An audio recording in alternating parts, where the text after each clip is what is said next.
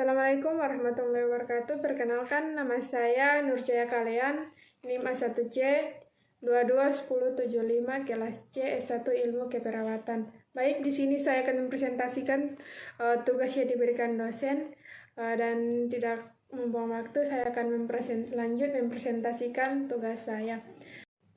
Morfologi adalah ilmu yang mempelajari pengetahuan obat dengan seluruh aspeknya, baik sifat kimiawi maupun fisiknya, kegiatan fisiologi, resorpsi, dan aktifnya dalam organisme.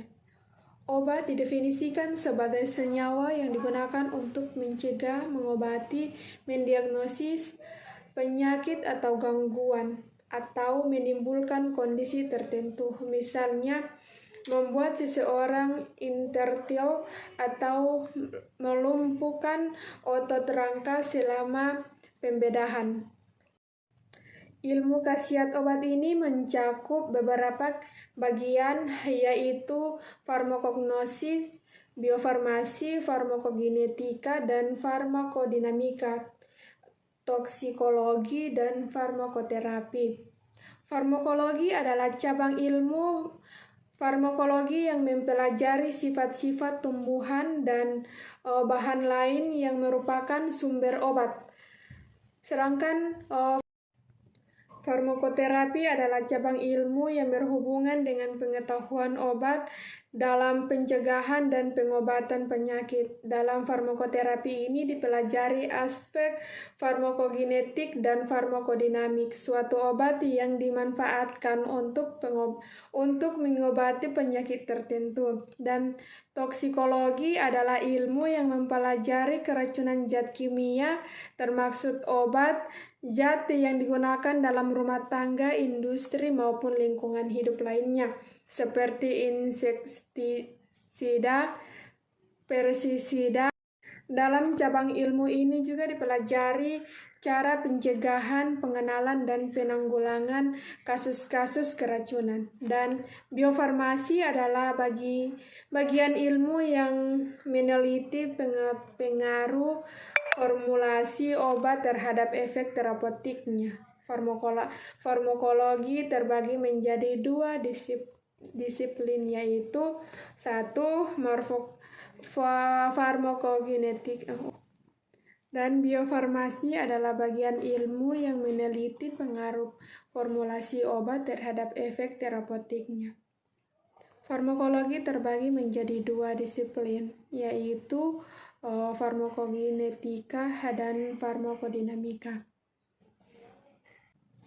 Obat-obat yang digunakan pada terapi dibagi dalam 4 golongan besar, yaitu obat farmakodinamik atau kemoterapeutik, obat tradisional, dan obat diagnostik.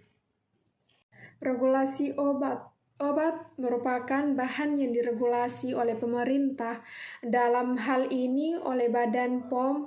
Tujuan regulasi adalah melindungi konsumen dari efek yang merugikan karena kualitas atau keamanannya. Di Indonesia, obat yang beredar dikelompokkan dalam 5 kelompok sebagai berikut. Yang pertama, obat keras. Kedua, obat narkotika. Ketiga, obat keras terbatas. Keempat, obat bebas. 5, obat tradisional. Adapun aspek-aspek biofarmasi.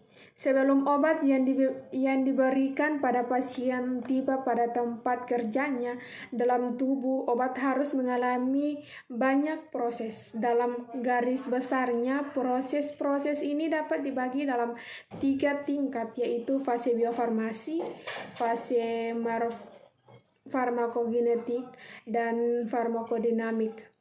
Biofarmasi adalah ilmu yang bertujuan menyelidiki pengetahuan membuat sediaan obat atas kegiatan terapeutiknya.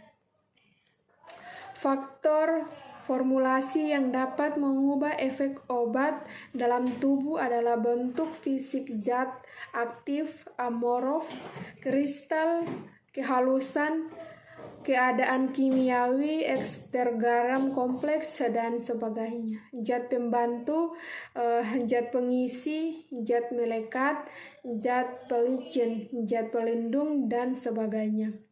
Serta proses teknis pembuatan sediaan tekanan mesin tablet. Yang pertama, bentuk fisik zat aktif. Yang kedua, keadaan kimiawi. Ketiga, zat pembantu. Yang keempat, proses teknis pembuatan sediaan. Baik, sampai di sini pemaparan materinya. Kurang dan lebih saya mohon maaf. Tangan terkepal dan maju ke muka. Wassalamualaikum warahmatullahi wabarakatuh.